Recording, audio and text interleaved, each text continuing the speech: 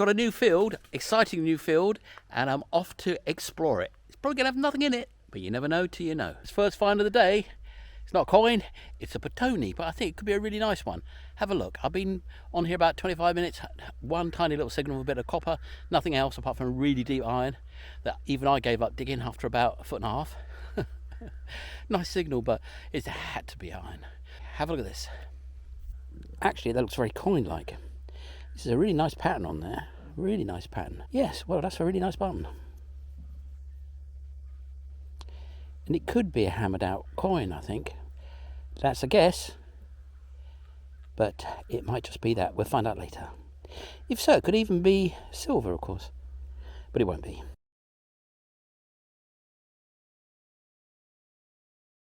This is my new permission. It's a huge field over here. It's got nothing in it, not even any iron. And I've come up to the top of it because I thought maybe someone would want to build up here because it's kind of like quite run up for defensive purposes. But yeah, obviously water's more important. And water's right down there in the valley. So I guess the thought of having to lug your way up and down here with a few gallons of water every day was more than they could bear. But anyway, there's a weird wall here. Let me show you. See that?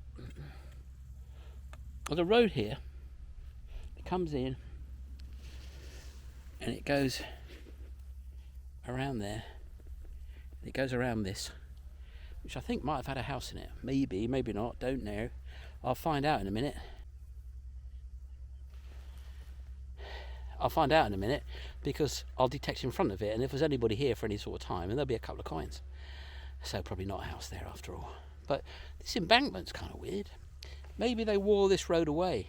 I don't know. Maybe there's something that wanted a 1.5 foot defensive wall. Don't know.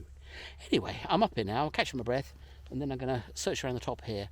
Then I'm going to go back, and I'm going to kick it in because I've been an hour now going uphill, and it's I didn't think it's going to be hot, but actually it must be 30 anyway. That's Celsius, which in American is double it and add 30, so 90, maybe a bit less than that, 85, 90. But anyway, catch my breath underneath the sunflowers with my hat on backwards, like a true American labourer, and yes, and then push on. So far, a little strip of copper and a really nice button and nothing else, not a dicky bird. Well, this is the first one of these I've ever found. A coin, have a look.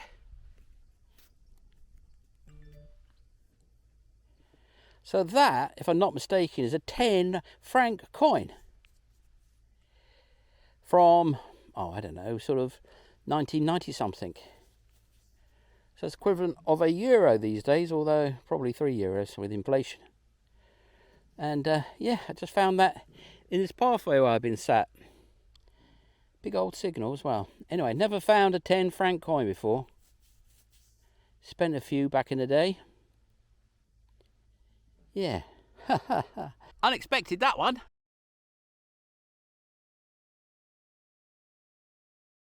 It's another one.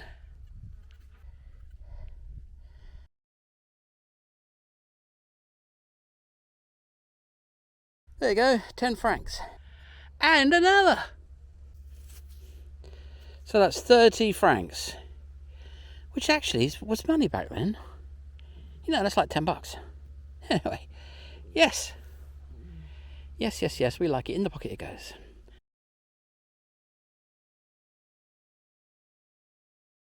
Thought it's a bit of rubbish, but I don't think it is. Have a look. So it actually bent on the end there. You can see why. But it's a bit of bronze, and this is the interesting bit coming up next. There's that pin on the back there. It was fixed onto something, but not very hard. Just a little dimple there. So anyway, if you know what it is, please tell me. If you know, post below. If you have an idea, post it down here.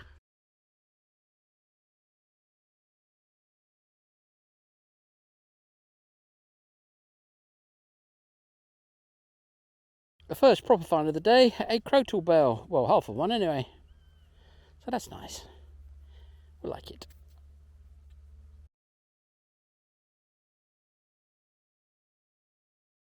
Interesting hunt. Didn't find much.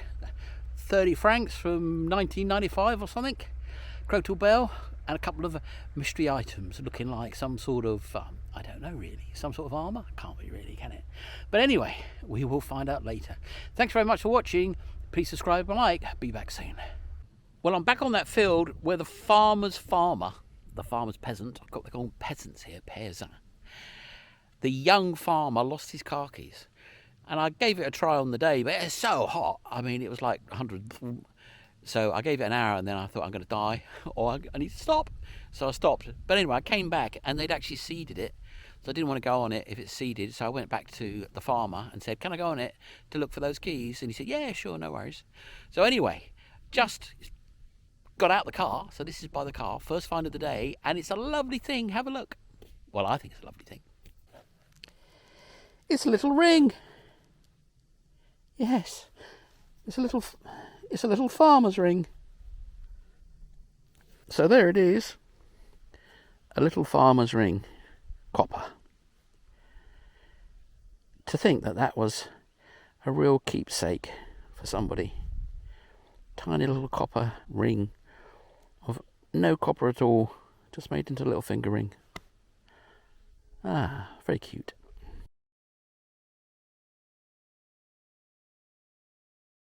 So I'm using the DS1 with a high frequency coil, and I love this. I've got the DS2, which I love too, but this is so much lighter that I can go for quite a long time more, and it finds things like that ring. It was about a foot down.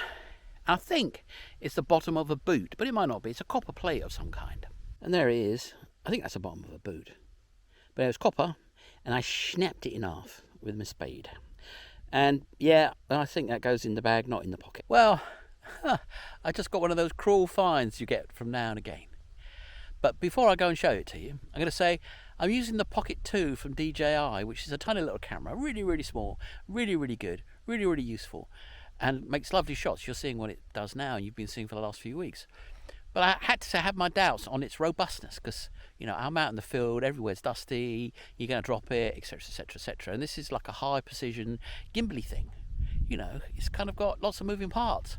So I thought, get a bit of dust in there, boom, oh well, you know, it was worth a try. But anyway, it's held up, so it's pretty robust because I've dropped it several times, and I put it in a bag full of dust, and it's covered in dust, and it's dusty, and in a box it's dusty, and it's still going fine. I'm really, really impressed. I was not expecting it to survive more than, say, half a dozen goes, but it's still working, and having said that, it'll break immediately. But anyway, so far, so good. Well done, DJI. You've got a great bit of kit here. Anyway, have a look at my disappointing find. So you can see that's what I saw first of all. Ah, silver coin! But it appears to be a button. I don't know for sure yet, but I'm pretty sure enough that it's a button.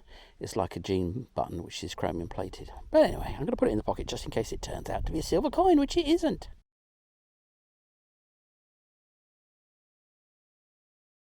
So here we have a nice little button. It's a naval button, I'm guessing, with the anchor on it. And I'd say that's 1850-ish. So that's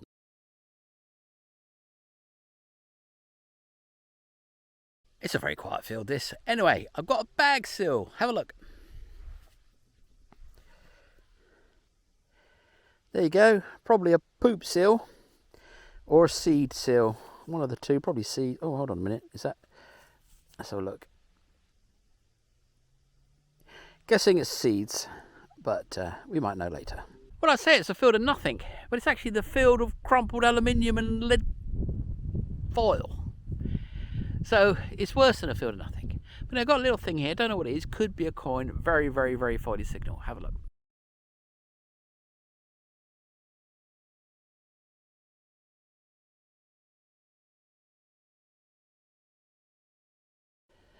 There's almost no weight to that at all. A bit snapped off. But I think it might be a coin. Crummy old coin if it is, but you never know, could be old, could be very rare, who knows. But anyway, in the pocket it goes. This is my excited face, my semi-excited face. Anyway, I got a nice find in here. After, I don't know, a couple of hours, finding nothing but tin foil and bits of cans, you know, cancel and all that, as you Americans call it. So anyway, I've come round to the part of the field which I think is a road according to the crop marks. And it goes by those trees, and you see there's a gateway there, so it's still a road. even though the road's gone, it's still got the same entrance, which is why it's always by the car, because they're normally really historic entrances, and obviously it's had the most traffic is the actual gateway. I'm here hoping to find something off the road, because this whole thing is just empty. So maybe the road goes up here. So I've got a signal and I've got a nice find, and it's in my hand. Now, you know what it is as soon as you see it, but it's a really old one. And there you are. That is a very, very old spindle well. This is a medieval one. I can't even get the mud out from it. But this style is medieval. Whereas the ones I often find, the so-called Celtic ring money, is actually probably 1700s. But this is going to be 1500s, 1400s, even older than that. And I'll get back to you when I push the dirt out of it. Well, I pushed the dirt out of it, but you can already see it's going to have nice little patterns on it. It'll all be handmade probably, or at least quite a bit of effort was put into doing it. So that would have been a precious item. He came down that road, or she came down that road and dropped the spindle well sometime 500, 600, 700 years ago.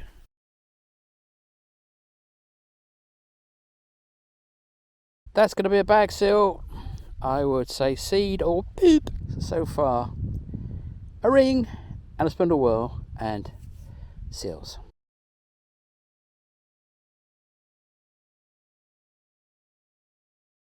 That was a nice 2.5 hours worth of exercise with two nice finds. A lovely copper medieval ring, I just find very, very cute, and a medieval spindle well.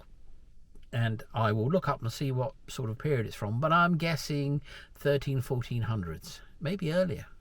But we'll see when we look it up on the old interwebs. Now, people have been asking me about my diet. Well, I'm now 101.3 kilos, down from 112.5. So it's a good part of 25 pounds lighter. And the idea is every other day fasting. So eat normally one day, don't eat the next day. Eat normally the day after, don't eat the day after that. Now, on the days you don't eat, you can have a little bit to eat. I mean, a salad, but basically it's best not to have anything rather than to start to kind of go on the road of cheating. I like to have a glass of wine before I go to bed because it helps me sleep. But anyway, after a period of a couple of weeks, you kind of lose that voracious appetite that keeps you awake at night. And, you know, you lose your appetite quite a lot, really. And it's only occasional days when you're that hungry you wish that you weren't on a diet. It's really good because you know every other day you can eat. And you only have to last to midnight. If you really want to have a snack after midnight, you can. So you just eat normally on the normal days. So I started that June 1st. It's now August the 20th. And I'm down to 101.3 from 112.5. So yeah, you can work out the numbers yourself. That's pretty impressive. 3 months and I'm down 11 kilos, call it 25 pounds. Now I've got to get down to 85 kilos to be kind of, you know, proper weight. And 85 to 90 kilos is really my target. Now the good thing about intermittent fasting also is that, you know, you get under 90 and you get down to 85 and then you relax a little bit and you put a bit on and you're getting back out to 87, 88, 89. Well, then when you get to a part of the range you don't like, you go back onto intermittent fasting. And you don't have to do anything special. You just don't eat one day and eat the next. So there's no need for special foods, calorie counting, messing about. You just say, oh, I was down to 85, I'm now 91, so I'm going to go into intermittent fasting till I'm back down to 85 or 86 or 87 or whatever. So you just switch on and switch it off. There's no need to do anything clever, no need to buy any special foods or special dietary supplements or anything. That is the plan, and so far so good. So another 3 months, maybe another 10 kilos. So then I'll be down to 91, I'll nearly be there, and it'll be getting up, well, it'll actually be past Christmas, so maybe when I get down to 95, I'll have a Christmas break. And then I'll go on to intermittent fasting again. So the intermittent fasting is really good because it's very, very simple, very, very straightforward. You know where you are, you know when not to cheat, you know when you can eat, and away you go. It's working for me, and I've been fighting my weight for quite a long time now. In fact, probably 15 years. And this is the first time I feel like I'm getting anywhere without having to mess about, and in a simple, easy to follow way. So anyway, that's my update. Thank you very much for watching. See you again soon. Bye now.